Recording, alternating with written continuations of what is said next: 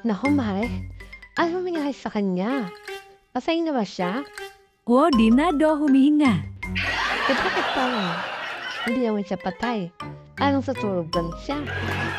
Pero, namamaga ng mukha niya o tama o. Hindi mo nakapagahit ng balbas. Nga. Parang dinidira. Buhay pa yata. Naku, nakakatakot ha. Bakit siya noon? Yung mata niya parang bumubuka-buka, ganon. Sabi niya, patay na siya. Ano ba ang kinamatay ng ating kumare? Ating kaibigan? Diwa ang mata Nako. Hindi niyo alam kung ano talaga ang kanyang ikinamatay? Sabi pagka-fasting daw. Di ba palitang ito Di ba palitang ito nag-droga ito? Durugista daw yan, Mar. Baka overdose. Pero sige, nahawakan na yung kanyang tiyan. Balitang ito nag-a-addict daw yan Totoo pa? Kumpirma do. Taba-taba naman yan. Akala ko kung nag-a-addict ayat. Yung parang balat na. Bakit siya? Nagtaba-taba niya. Hindi mo siya mukhang nag-a-addict. Ano pa talagang kinamatay niya? Pagka-fasting? O dahil yun na sinasabi niya yung overdose?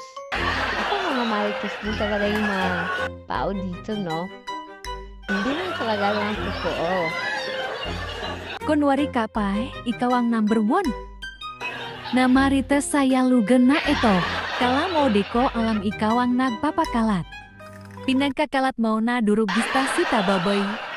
At talagang gasto mo sayang mamatay. Siguro ikaw may pakanan nito, ano? Nako, ang malay ko dyan. Aminin mo na kasi. Ako ikaw kaya umabos na nagram kahit ni Tababoy. Tapos gatay ka. Ako hindi ako. Tapos yung pambili niya na nagram direct para saya hapunan niya. Hindi ako mo ikaw. Natulog tulay nga nagram gutom si Tababoy niyon. Nikuha mo at ipinambili mo na nagram sokolit. Naku, hindi. Ikaw masama. Hindi ako. Ang sama mo. Hindi ako. Ewan kayo. Sobra. Suwag mo.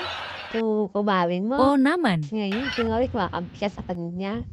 Kalagot ka, pamarinig lang niya. Tapos mong payakta. Ang mga ginagawa mo sa kanyang buhay pa siya. Parang di ka. Parang hindi ko alam. Inalo mo pa nga yung jowa niya dati.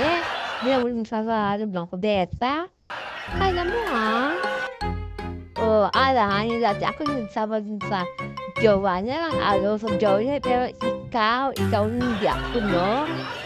Naku. Kasi yung umari mo, inaan mo pa. Mamaya ka sakan bruga ka. Patay na nga yan dapat nga isa sa kanya, minsan tawad sa mga ginawa mo. Tapos sabi mo sa akin noon na ikaw ang nagkakalap ng durugista siya, hindi ako. Tapos sabi mo, patay na nga siya ngayon, Alam ko yung patay, alam ko lang sa tulog lang ito Tapos sabi mo, patay na siya. Tapos sabi mo sa akin, namatay siya. Dahil sa pag-fasting.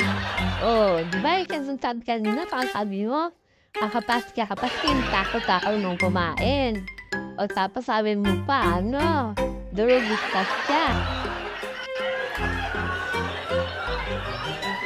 Baka na-overdose siya sa drug. Sabi mo, di ba? Maminin mo. Talaga, marites kayo. Chito, siya yung patay na ako. Kasi nang dati inyo, sila ko Paul. Hindi ako durumista. Palorita ko. Kayo mga marites kayo. At dahil naman nasadap na durumista ko. Hindi ako durumista. Palorista. Ayos niyo salita naman yung sarap ng chismis. At hindi ako nagpa-fasting. Akala niyo ako na-tube pala ng totoo. Dahil sa pagpa-fasting ko at hawak-hawak ng tiyan ko. Buhay pa po. Alam niyo pa fail na ako. Naku Kaya dapat matuto ka na sa mga kinakaibigan mo.